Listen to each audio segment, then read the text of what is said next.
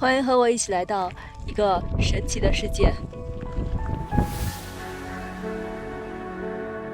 这次我独自床车露营，自驾美国西部火山海岸小环线。今天我来到了一个如同异世界里的火山锥，去看300多年前火山喷发留下的奇幻熔岩与彩绘沙丘。风真的超级大，只是没想到这里会用猛烈的强风和极致的荒芜，让所有来过的人都对这段体验记忆深刻。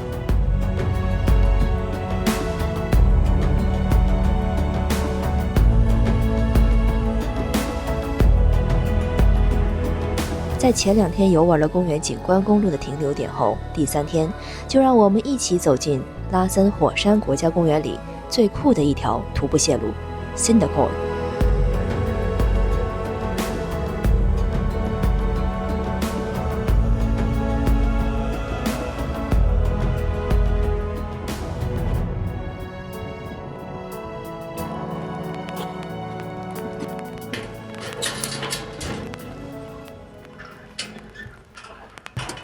下起小雨了。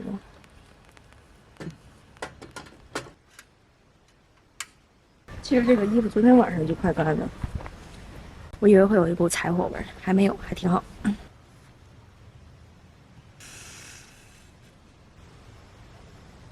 哇，早上起来喝一杯热咖啡实在是太舒服。我就没有好像是因为露营而感觉到热的时候，除非你就是快中午了。一般露营晚上和清晨都要穿这种保暖衣才行。哇，阳光出来了，开始变暖。今天准备去徒步一条这里面最受欢迎的一条线路，也可能是我这次旅行中最难的一个徒步线路了。今天要前往的一座火山锥位于公园东北角的巴特湖附近。从西北入口向东行驶，整段路虽然只有32英里，但需要车程1个小时，是因为最后这段土路开起来比较慢，而且直接能让你从城市开来的车变成越野限定款。天哪，我终于知道为什么那些车都那么脏了。这段路居然是土路，有7个迈耶！目前为止，我从迎面过来大概就看到了3辆车吧。这路虽然不平，但最好还是 SUV 开起来比较好。终于到了，没想到这条路把人带到了这样一处偏远又原始的地方，连这些可爱的小动物在这里都显得格外悠闲。山之小路。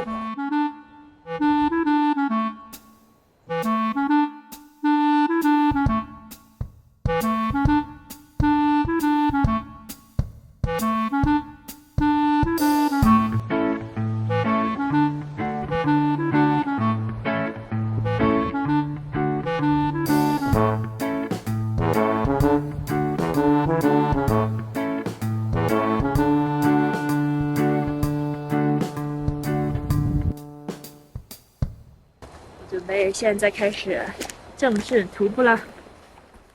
这是一段通往火山喷发遗迹的步道，需要先走1.2英里的平路到达山脚，再爬0.8英里的陡坡登上火山顶。所以这段徒步呢，开始是中等难度，然后到那边如果想爬到山顶的话，就变成困难模式。这攀山高度有257米，往返4英里的徒步路程，正常情况至少需要3个小时，但实际上我走的距离和所花的时间远不止于此。走进这片生长在火山灰之上的森林，我开始好奇，这里上一次喷发究竟发生在多少年前呢？如果久到没有文字记载，又要如何测定呢？事实上，早期来到这片地区的移民拓荒者并不能确切判断这火山锥到底形成于何时。直到后来美国地质调查局的一位地质学家在眼前这片被称为奇幻熔岩床的火山渣中找到了线索，他发现了一棵被熔岩吞没并烧死的树木，并通过放射性定年法测定了这棵树的死亡时间，从而推断了这片火山渣大约形成于公元1650年前后。看着如今这些坚硬的岩石，很难想象它们在冷却成晶体之前，曾是奔涌炽热的岩浆。1907年，这里便被罗斯福总统划定为国家纪念地，从而得到了特殊的保护。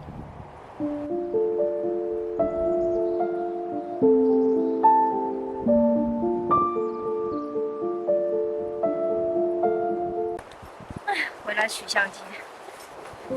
如果看过我红杉树国家公园的那期视频里面，我们有主要学习到这些森林火对这些树的焚烧，其实是自然进化的一个过程。为什么要有火会有新生呢？因为这些森林火会把这些种子壳给燃烧，在热气的蒸熏下，这些种子才从这些壳里面被释放出来，然后种子落到土里面，再经过被焚烧之后的木材形成燃料，再加上降雨，才会形成新树的发芽。所以自然火是帮助森林成长的先决条件。一个被烧空的树洞，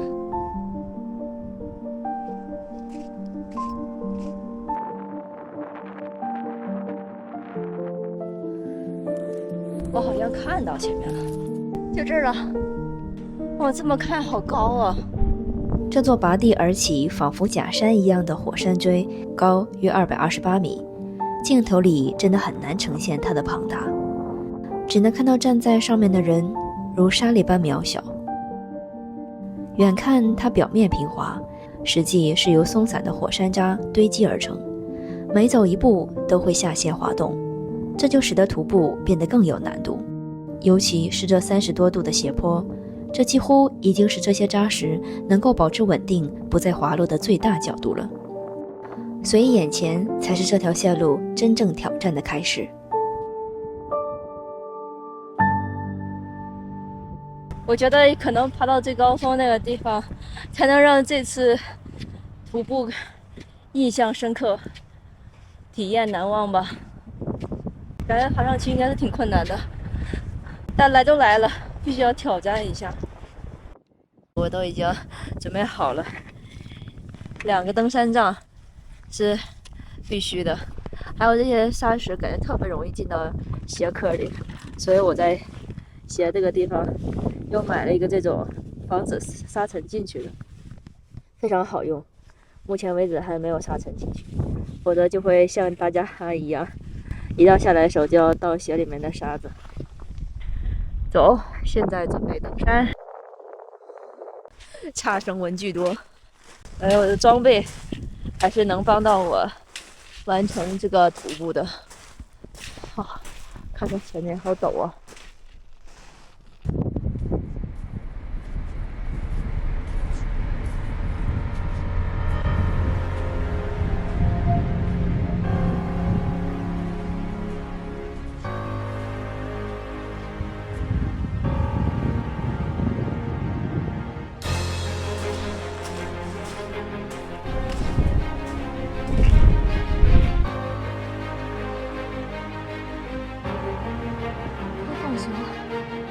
哇，这个登山杖实在是太有用了。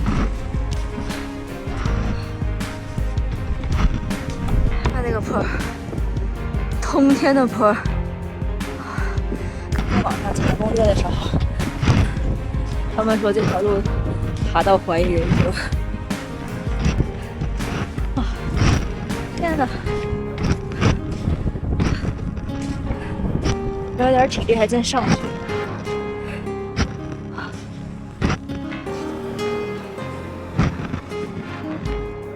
后面有2个小孩子都上来了，会有什么理由不上？继续。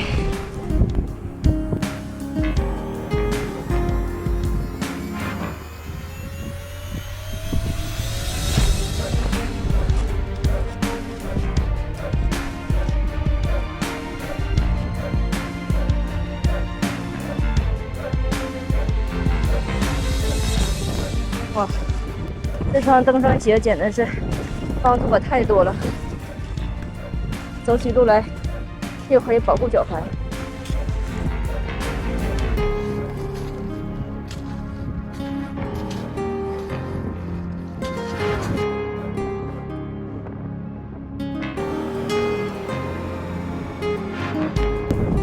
走得非常高了。这种地方居然还有一棵树！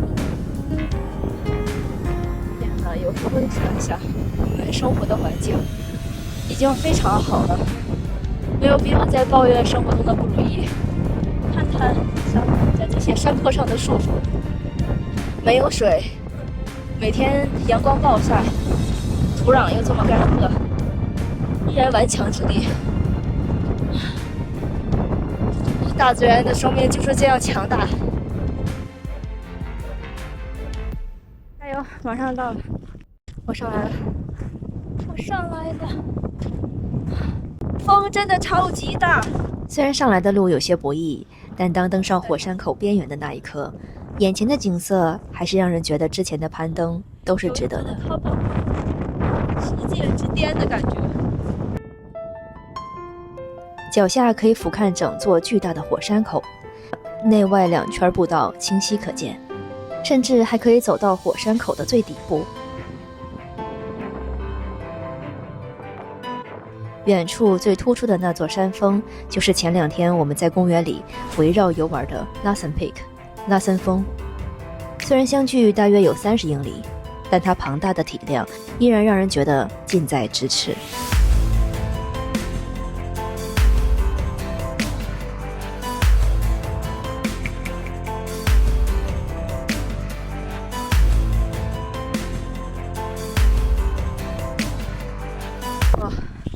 刚被吹到怀疑人生了，直接就给我从坡上吹下来了，感觉那个坡上面能有10级大风，这风就狂扇我的脸，哎，所以我现在就走到内圈下去看一下，这里面是什么样子。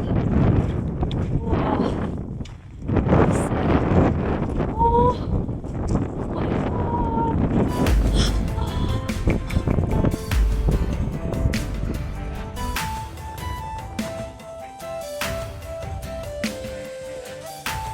脚下这座火山自1650年喷发至今，已经休眠370多年了，因此谷底几乎已经看不出当年喷发时留下的痕迹。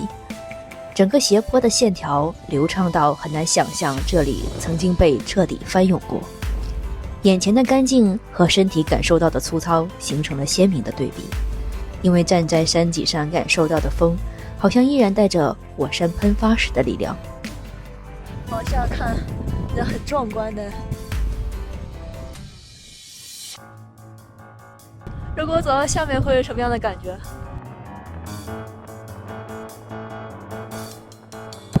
我现在准备走下去，很神奇耶。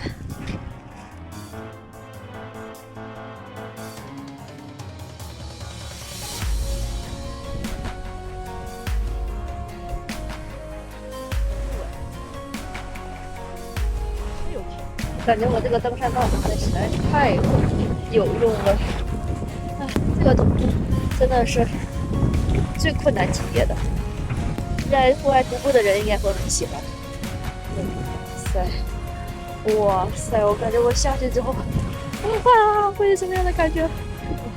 这我一个人都没有。哇，我走到谷底了，天哪，看这一。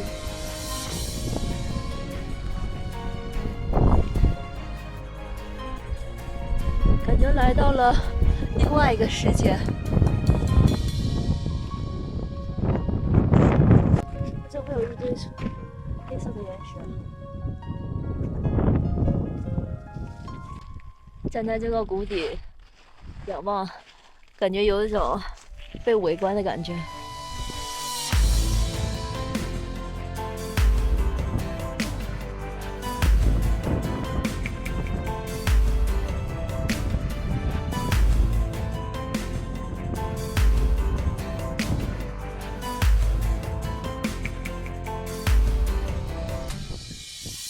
回来又是个大上坡，从谷底回来，这徒步真的是窥探人生哲理的时候。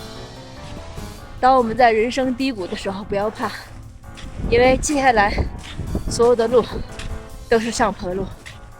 当我们觉得辛苦的时候，反而应该感恩，因为我们在爬坡，每一步都是在进步，不要气馁，因为接下来的路尽是坦途，每一步都在爬升，加油！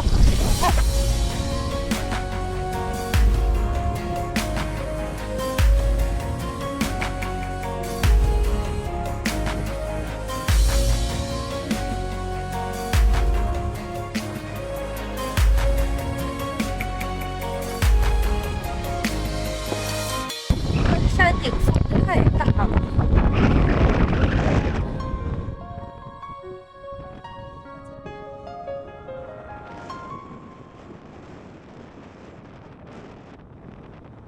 那里就是那个官网上的首页照片了，不知道能不能听到我说话这么大的风。站在山顶向东南坡俯瞰，就会看到这里最奇幻的一幕。下方是一片彩色斑斓、起伏连绵的山丘，人们称它为彩绘沙丘。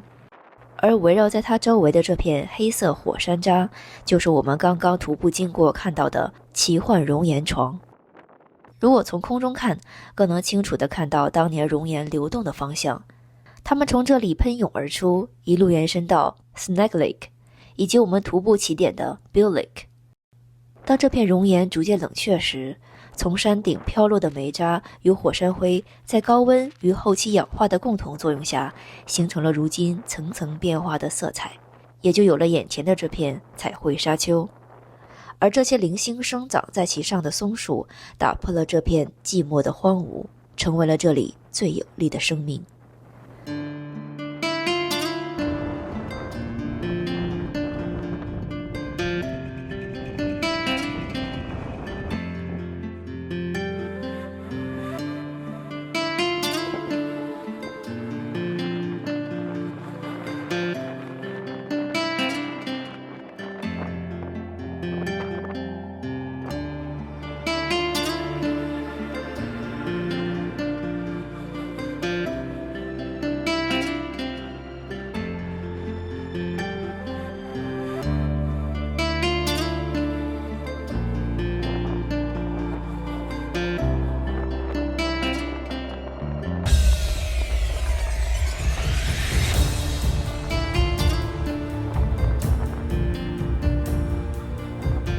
坐在这里，看着眼前这片近乎不真实的景象，试着去想象它曾经的炽热。岁月如风一样掠过，人类不过是荒野中的过客，恰好见证了地貌的定格。时间终将这里的狂烈慢慢沉淀成了颜色。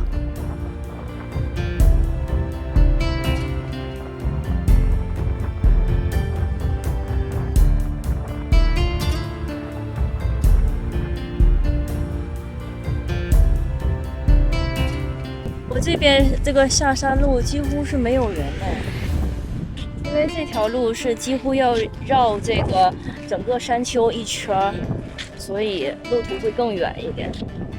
但是我觉得没有人的徒步路线，也许你能看到别人看不到的风景。估计我走回去还得要1个多小时吧。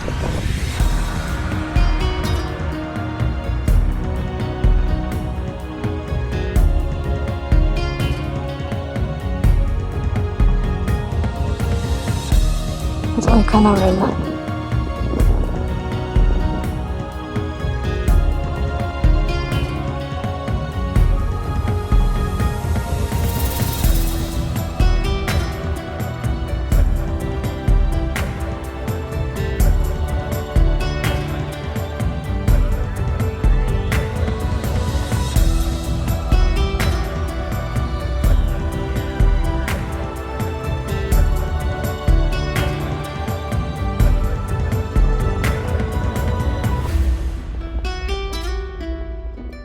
我现在在绕着这个山丘走一圈。你说它山顶的树是怎么生长的？真的是选了一条漫长且少有人走的路。我感觉我好像已经走了快4、5个小时了吧。唉，终于看到一个路标，我应该是回 Butte Lake 这里。回到这里的话，还有1.6个迈。哇塞，这条路上真的是一个人都没有。我没想到能走这么长时间。我早就已经饿了，没有吃的了，水也快喝完了，还剩最后一点水，要走1.6个迈回去。加油吧！也是我减肥的好时机。走，刚才就是从这个坡上上去的，要从这边绕回来。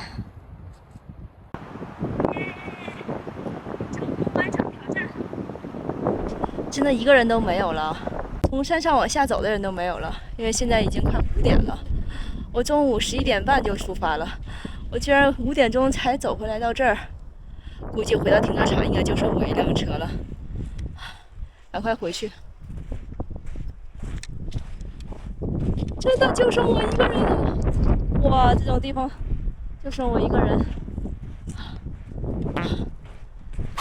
现在走到最初的这条路上，刚刚我还看见一个白人两口子带了3个孩子，刚刚往上爬。啊，天哪，还是他们厉害。不过我在这条路线上看到有其他游客，我就放心了。我现在就是想赶快回到我的车上吃点东西，我真要饿晕了。大家不要学我，我真的是很长时间没有徒步了，都快忘了徒步都要带什么了。我今天早上本来穿了一个保暖的那种，现在发现像这种大自然里防晒保暖1天之内变化无穷。早上起来还阴天，你看现在放晴了。唉，不过回程的路就是走的比较快了，而且是稍微有点下坡。果然下坡路是好走的路。唉，今天呢，我要去一个叫中文翻译叫禅意瀑布的地方，在那儿订了一个露营地，也有洗澡的地方。哎呀，天哪！我感觉我应该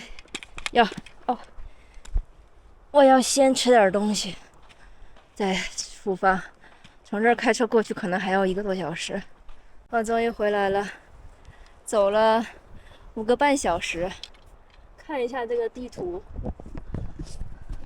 我是从这儿出发的，就这样绕一圈，再从这边回来，就走了我5个半小时。应该大部分人走4个小时就够了。但你要想说从这儿还有这么老远的徒步线路呢，我只走了这一点点就已经累得不行了。因为我还要拍视频，然后走路本来就慢，所以就花了我5个半小时。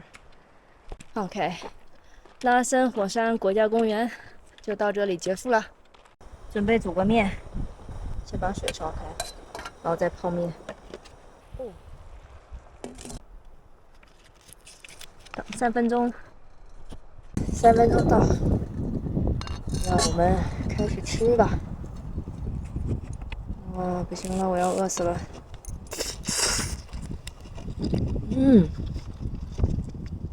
哇，真的是我超级饿的时候吃一碗面，真的超级舒服，自带维生素，自带维生素，自带蛋白质。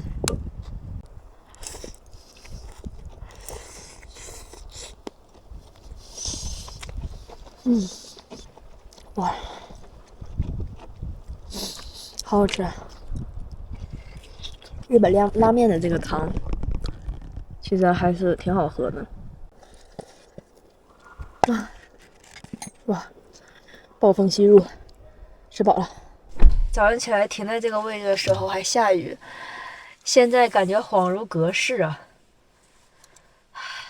赶快去露营地，还有1个小时15分钟的路程。这个国家公园玩的算是很圆满了，我感觉。今天这个营地也挺好的，现在去我定的这个位置，就是这个位置。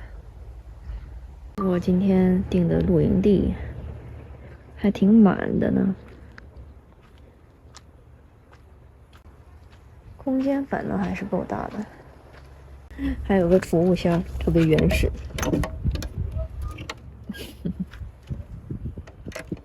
我刚刚去看了一下洗澡，又开始计算了，说 1 token for 2 minutes， 2 token for $1， 也就是说，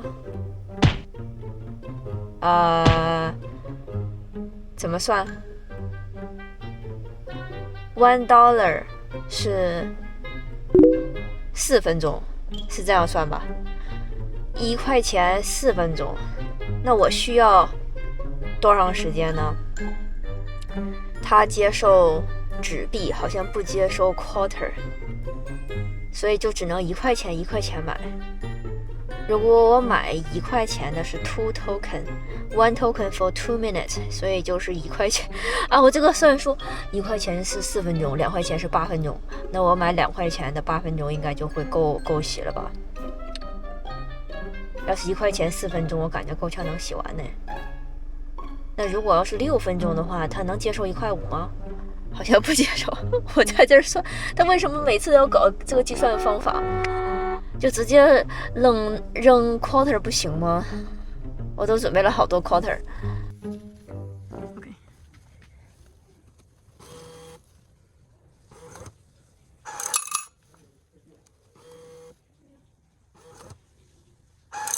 OK。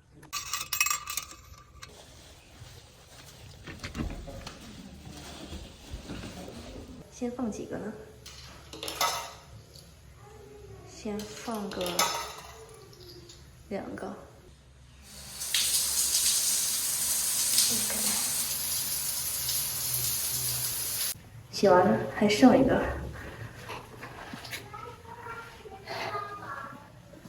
有人把手表忘在这儿了。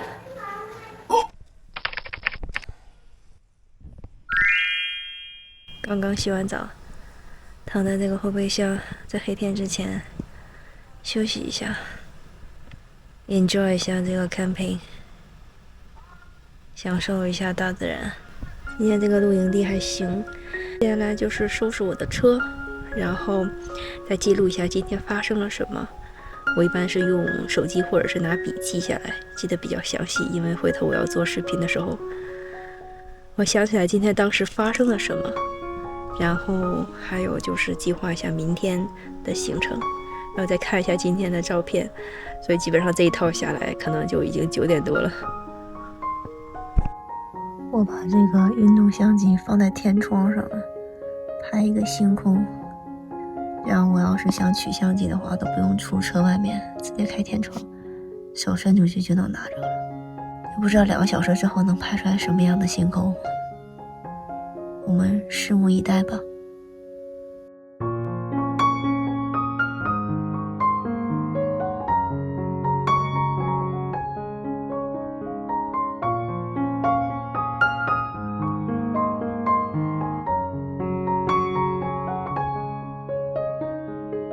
明天我们一起去看一个我认为是加州最美的瀑布，中文把它翻译为禅意瀑布，去感受阳光下那充满诗意的飘渺水雾。